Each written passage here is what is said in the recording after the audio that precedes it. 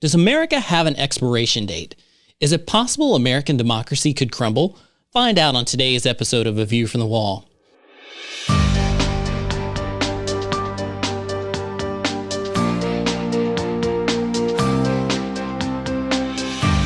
Join I Am a Watchman Ministries Managing Editor Joe Kerr with co-host Dylan Burrows, bringing you a fascinating discussion regarding the importance of Bible prophecy and Christian living today as it relates to our responsibility as believers to be watchmen. This is A View from the Wall. Hello, I'm Dylan Burrows with my co-host Joseph Kerr, and we are addressing a serious subject today, America's future. To do so, we'll hear from one of the world's leading media voices of our time, Cal Thomas. Cal Thomas appeared on Fox News Watch for 19 years, and 2 of those years hosted his own Saturday program called After Hours. He is one of the most widely syndicated columnists in the country, and he's met with every president since John F. Kennedy, has interviewed several of them. Cal has written many major books, including Blinded by Might, which deals with the role of the moral majority in American politics of the 1980s when he was the vice president of the moral majority. And today we're going to talk about the potential expiration date of American democracy, featuring his latest book, America's Expiration Date. Cal Thomas, welcome to A View from the Wall. Well, thank you, Dylan. Nice to be with you. Thanks for having me. Well, Cal, you've been commenting on American life and politics for many years. In fact, I recall reading your syndicated column since I first began studying the issues of our culture, so it's an honor for me to be with you today. But as we look at your new book, America's Expiration Date, it sounds a bit frightening in some respects. I would like for you to start by sharing what you had in mind as you put together this important new project.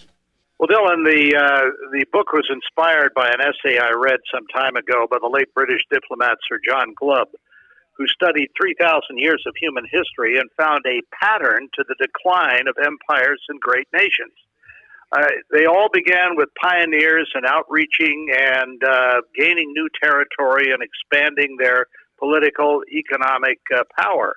But by the end, when they began to decline, Glubb wrote, the final stage was decadence, and he defined decadence as massive national debt. We have $23 trillion and counting with no end in sight.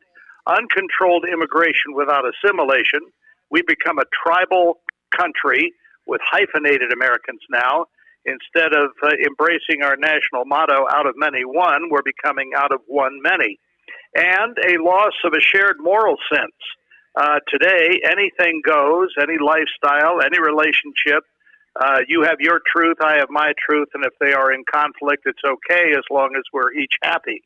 And then the Pew Research Center took a survey of millennials and found that 20% of them have no religious preference at all. And that is another factor in the decline of these great nations and empires and superpowers. So I argue in the book, as I look at eight of these empires in history, that the United States is on the same path as all the rest. And there is no guarantee, unless we turn it around, that we are not going to suffer the fate of these others. I love that you make it that clear, Cal. Let's just make it that pointed. Would you say that your diagnosis of America's condition, as you describe it in the book, is descriptive as describing where we are now, or prescriptive that this is the direction we're headed? Yeah, well, I think it's a little of both. You look at the Old Testament prophets. They warned the ancient Israelites that if they didn't turn around, if they didn't stop their practices of worshiping false gods and other things, that they would be headed for decline as well. And they were punished for it.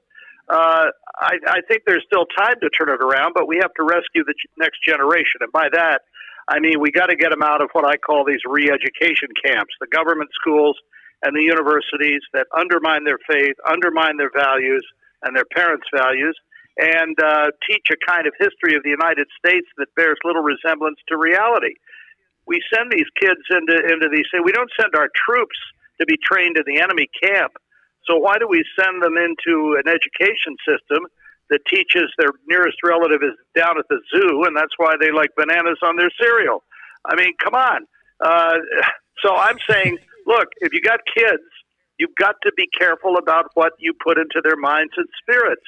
And the current education system in America is putting things into their minds and spirits that is antithetical to what the founders had in mind when they created this country.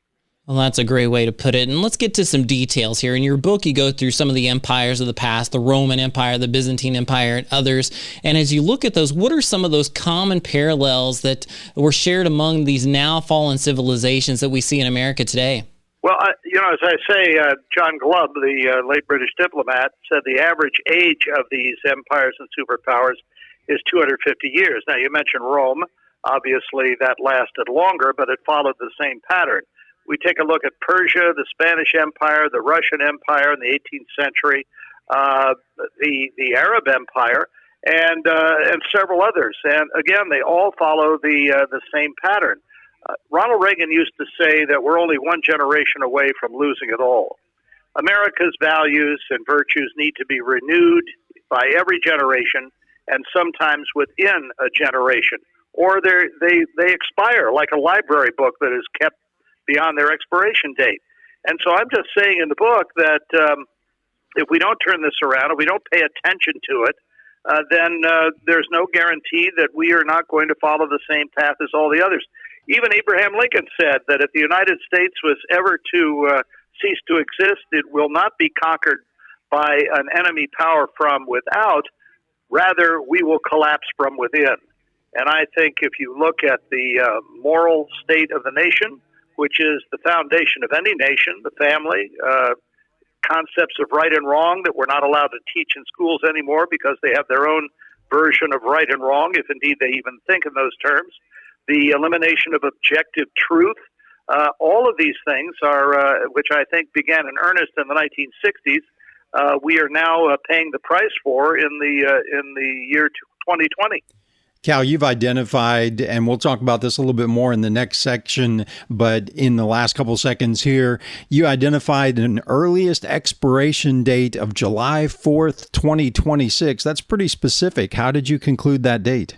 Well, that's when the United States will be 250 years old. And I'm not one of these guys you've seen in cartoons with a long white beard and a sandwich board over my shoulders that says the end is near. But I'm just saying, look, tell me how the United States can avoid the fate of these other empires if it continues on the same path with the same behavior that the other empires exhibited. I'm just asking a question. And when you go to the doctor and you're not feeling well, and the doctor diagnoses your ailment and then prescribes a medication to cure you, you have two choices. You can either have faith in the doctor and the medication and take it and hopefully get better, or you can say, well, no, I don't really believe in what the doctor has to say, and I don't particularly believe this medication, and you can go on and get sicker and eventually die. Hopefully not.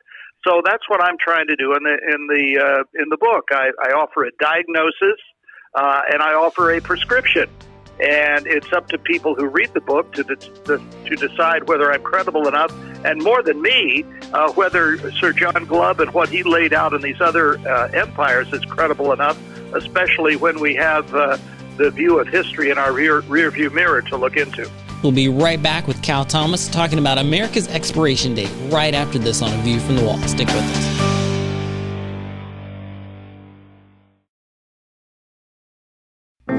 From I Am a Watchman Ministries, here's today's I Am a Watchman Minute. New guidelines have prompted many churches to cancel worship services in an attempt to stem the impact of the pandemic. I want to take this opportunity to remind believers that the church is not a building.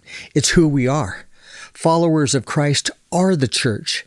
When two or more gather in His name, Christ is there in the midst. Yes, corporate worship is important, but there is much that can be done when that's not possible. You can worship with your family. You could write letters of encouragement to the hurting. You can call or FaceTime family members and friends and share your faith and the truth that the hour of the return of the Lord draws near. Let this be a time to shine as a family of faith. Let this be this generation's finest hour. Be bold, be faithful, be a watchman. IamAWatchman.com.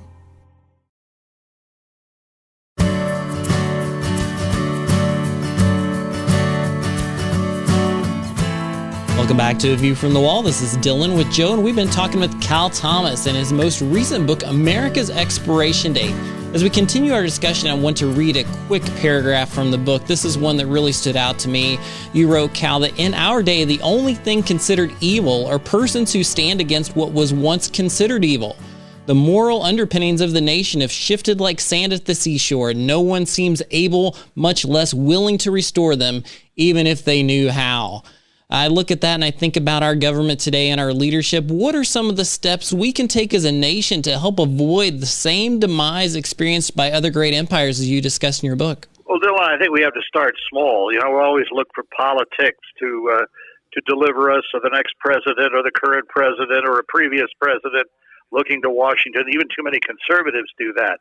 But I'm reminded of something Barbara Bush, the wife of George H.W. Bush, said, and I think it's so profound. She said, our success as a nation, your success as a family, depends less on what happens in the White House and more on what happens in your house. We can't fix a nation on our own, but we can abide by and exhibit and share the virtues and values that hopefully our grandparents and parents, if we're of a certain age, passed down to us. There's a reason that Tom Brokaw called the World War II generation the greatest generation. My dad and his brothers served in World War II. We were taught to live within our means, not to get into debt. Do with what you have. Don't buy an expensive car or house if you can't afford it. And all of these things used to be what Thomas Jefferson called self-evident truths. But there is no truth anymore. We've adopted a Pontius Pilate view of truth. What is truth? He asked rhetorically, with the author of truth standing before him as he asked the question. So again, you have your truth, I have mine. There's no objective truth anymore, and that gets us in trouble. And all I'm saying is that this is exactly the kind of things that happen in these other empires. There were some variations here and there, but they all followed the same pattern. You've heard the phrase, all roads lead to Rome. Well, all of those roads also lead to destruction unless we turn around and head in the other direction. Cal, you give a vivid description of a nation that is, your words, willing to exchange our liberties and freedom for a license to do whatever we wish. Explain what you mean by that. Well, it's more than that. I mean, if you look at the culture right now, you've got we've had over 60 million abortions in this country, cutting off family trees. We've mainstreamed same-sex marriage. If you are opposed or speak out against any of those things and tell people why these activities are wrong, you are denounced as a various kind of phobe, a racist, a sexist, intolerant, bigot, an imposer of morality, a religious fanatic. You can go through the whole list of labels, and that makes most people cower in fear, because nobody wants to be called those kinds of names and told that they're haters.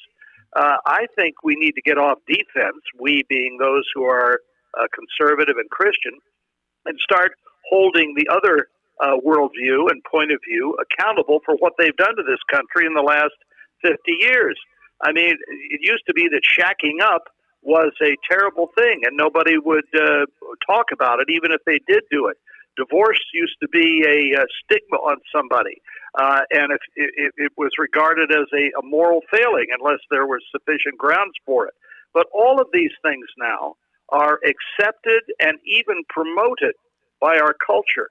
And I would just ask, as Reagan did in another context, are we really better off morally and spiritually than we were 50 or 60 years ago? I would answer no to that question. Well, that's well said. And as we go to Scripture a little bit to look at the same concept, you mentioned in your book the Apostle Paul's words in Romans 1:30 that they invent ways of doing evil. You've given some examples of that already. We see so much taking place in our culture, we don't even know where to start. But when we look at the chapter in your book that talks about America, 1776 with a question mark at the end, tell us a little bit about some of the things you emphasize in that chapter that talk about what we can do to change the direction of our culture today. Well, again, I think it starts out small. If you just look for the big things, nobody is going to be able to influence the Supreme Court. Very few people even visit the White House, much less get elected president of the United States. Only 535 members of Congress. You can always write your member of Congress and praise or criticize or recommend. I wonder how many of your listeners have ever written a member of Congress or appeared at a meeting when the member, the senator, the congressman shows up in your state or district and made your voice heard. There are very few countries that allow that sort of thing anymore. We are unique, and it's not a natural state of affairs. If you look around the world, what do you see? You see religious oppression, you see denial of women's rights, you see a lack of freedom of press, you see no elections and dictatorships. We are an oasis in the middle of a political and religious desert, and there are many forces that would like to see us be just like the rest of the world. We have to renew these values or they will expire, and that's the major argument I make in my book. I think you start small. If you are a student and a follower of God's Word, you see the widow's mite, the mustard seed, the last place at the table, the washing of feet, weak that I'm strong, humble yourself and under the mighty hand of God, and He will exalt you in due time. So I think we minimize the small things and we maximize the large things, even though we cannot have much influence over the large things. So start small with yourself and your family, your children, the kind of schools they go to, what you work into their life, and the collective effort of that can bubble up and have an influence on the nation as a whole. Cal, you list one of the endorsements was probably my favorite, was from former Speaker of the House, Newt Gingrich, who said of your book, if we follow Cal's advice, America's expiration date can be put off by decades and decades. You'd expect that from a conservative like Newt Gingrich, but this is not really a political issue, is it? No, it's not. I mean, it's like, this coronavirus that people are all excited about. It doesn't discriminate between Republicans or Democrats, liberals or conservatives, African Americans, white people, Hispanics, Asians. And I think that certain values and virtues are useful for anybody. And to ignore them produces consequences. Years and years ago, probably before you were born, there was a show on television called Truth or Consequences. It was a great title, but we don't teach those things anymore. Well, that's a great way to put it. And we'll be back with more right after this break on A View from the Wall. Stick with us.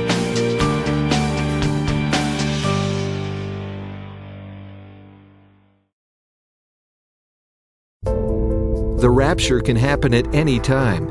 You may be ready, but are your friends and family spiritually prepared for the coming of the Lord? What will happen to those left behind? We've created a new resource to help you help them. It's called the Rapture Kit. Included in the Rapture Kit is a Bible and vital information on what the rapture is and how to prepare for what's to come. The Rapture Kit also includes 8 books on prophecy, apologetics, the Christian walk, and being a watchman for the Lord, plus a number of video and audio teachings, all preloaded on an 8-gigabyte flash drive. Become more strategic and active in your witnessing. Warn the lost about the coming rapture, and help individuals in the post-rapture world be drawn to Christ, equipping them to become the next generation of ministry leaders. Learn more and order at rapturekit.org.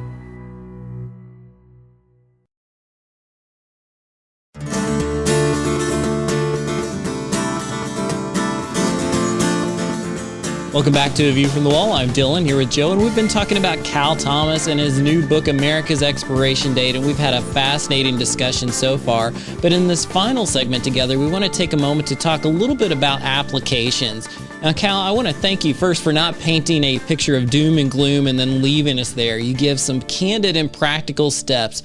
You've talked in the last segment about the importance of the little things and gave us some biblical advice as well on how we could do much with the little that God has given us in our lives in some cases. But I also wanted you to talk about that a little bit more. What are some of the steps people can do in their lives starting today? Perhaps what they can teach their children or grandchildren to help carry on that restoration you talk about in your book? Well, Dylan, I go back to something I think I mentioned in the book. I mentioned it in a lot of my speeches around the country, I think we've gotten to a point that Paul talks about in the 8th chapter of Romans, where he says, God has built futility into his creation in hope that the creation will turn to him. Now, I'm old enough to know and to have experienced, having been a native Washingtonian and lived there most of my life, I've seen everybody come and go, the Republicans, the Democrats, the liberals, the conservatives, the white papers, the blue ribbon commissions, the best and the brightest, the great graduates from our wonderful universities, supposedly. And if any of those things could have fixed the problems before us, certainly they would have by now. So my view is that the only thing we haven't tried is God. And there was a historian known as J. Edward Orr who wrote a wonderful book on the history of revivals in America. And he focuses mostly on the one of 1857. And that began with what he called a concert of prayer, with two men getting together on Wall Street, where they worked in lower Manhattan, on their lunch hour once a week to pray. And then they were joined by other men, and they decided the condition of the country in 1857, 3 years before Lincoln was elected and the Civil War began, was so severe that they needed to pray every day. And pretty soon the crowd got so big in that little room in the Dutch Consistory building that they moved to the churches at night and invited their spouses. And when the revival began, 10,000 people a week were being converted to Christ in New York City alone. It was phenomenal. It had nothing to do with government. TV or radio had not been invented yet, direct mail. It was clearly a movement of the Spirit of God.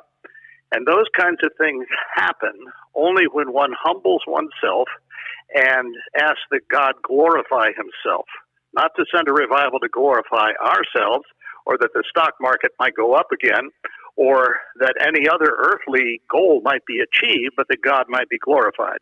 Frankly, as a journalist and as a follower of Jesus of Nazareth, I don't see any other way. I think it's the only way. And how many of us always say, gee, all I can do is pray. And we leave prayer as a last resort and not a first resource. All we can do is call upon the creator of the universe, and we don't do that until we've tried everything else. I think we've got it upside down. You make the case that America has to learn from history to avoid the certain decline and destruction that you describe in the book, Cal, but that means teaching American and world history to the next generation, and that's still primarily accomplished through the public school systems for at least for most American children. Is it even possible to get that positive, accurate message of American history and world history through the current public education system in this country? I don't believe it is. And you look at the book of Ecclesiastes, written by King David's son, who, by the way, King David said, put not your trust in princes and kings or in mortal flesh that cannot save. And he said that when he was king over Israel. But his son Solomon, who wrote the book of Ecclesiastes, says there's nothing new under the sun. Everything you think has been thought before. Everything you do has been done before. It's a cliche, but no less true, that the only thing we learn from history is that we don't learn anything from history. The problem now with our public schools and many of our universities, not all of them, but significant numbers of them, is that they are teaching a history that bears little resemblance to the real history of this country. They have gone back and they've focused on slavery, which was a horrible thing, but to many teachers it is a stain that can never be removed. The New York Times has got something called the 1679 Project, or whatever the date is. That was the date of the first slaves were brought to America, and they are teaching history through that perspective, the perspective of slavery. Never mind that even Jefferson wrote that all are created equal and endowed by their creator with certain inalienable rights. Now, he didn't practice what he preached at the time, but he put in the kinds of language that many years later was used by many, including Martin Luther King Jr., to overturn segregation and segregationist laws. So these are principles and ideals that are no longer upheld in our public institutions. And if parents, want to see their children embrace the kinds of virtues and values most of us were taught, then they've got to work them in, and they've got to decide, do I want to put them in these classes where they're taught the opposite, or do I want to teach them the truth? And that's a decision every family has to make for themselves. Well, that's a great way to put it, because you're not going to expect it to happen in our public education system now. So you as the parent or the grandparent have to get involved and do something to communicate that story of America's great past and the values of our nation to help raise up a godly next generation. Now, Cal, we appreciate you being with us, but we have many listeners who consider themselves watchmen or watchwomen, and they have this calling to watch, warn, and witness and finish well in these last days. Their message is to help warn that there is danger, but also to do something to help. And I want you to take a moment, if you would, as we close out our time together, to give a little bit of advice to this group of people. How do you help people effectively warn others about what is going on in our nation and to make a difference where they are today? Well, what Isaiah wrote, that God regards all nations as a drop in the bucket and less than nothing. I love this country. I can't think of another country that I would rather have been born in and grown up in. But, Jesus said, my kingdom is not of this world. And I think we have to look at the world, and especially nations, including our own, through the eyes of a holy God. And when we do that, we realize that, as Jesus said, as the Old Testament prophets forecast, that this world is passing away. We are on a path that will lead ultimately to the second coming of Christ and the renewal of all things and a restoration of the tree of life, as John writes in Revelation. So we look forward to that day, and we remember the wonderful hymn, my hope is built on nothing less than Jesus' blood and righteousness. I dare not trust the dearest frame, but wholly lean on Jesus' name. On Christ, the solid rock I stand, all other ground. And that means Republican, Democrat, liberal, conservative, mushy, moderate, economic, all other ground is sinking sand. Well, that is so well said. And again, this is coming from Cal Thomas's new book, America's Expiration Date. As the cover says, this powerful, timely, and much-needed perspective is a must-read for anyone who longs for a promising future for our next generation. I think you've seen just a little bit of that today, and we want to thank you, Cal, for being with us here on A View from the Wall. My great pleasure. Thank you, Dylan. Well, certainly, for more about Cal Thomas, please visit calthomas.com, or you can go to our website and get the link to pick up a copy of his new book on your own. Again, it's America's Expiration Date at IamAWatchman.com. Please check that out. Continue to pray and support our efforts, and continue to stay with us as we bring you more guests sharing about the end times and about how we can get involved in being watchmen on the wall. You may be listening today and wondering God's role for you. Know that God has a plan for you. He has a purpose for you. He has a destiny for you. And just like the people of old throughout the scriptures, your part is significant and will have eternal impact. So stand strong, be willing to get involved and do the hard things and watch God work in supernatural ways. Thanks for being here with us on A View from the Wall. I look forward to meeting with you next time.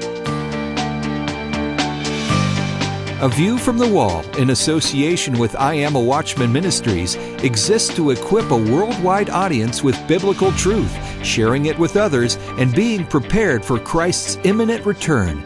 The team seeks to encourage, inspire, and equip watchmen for such a time as this.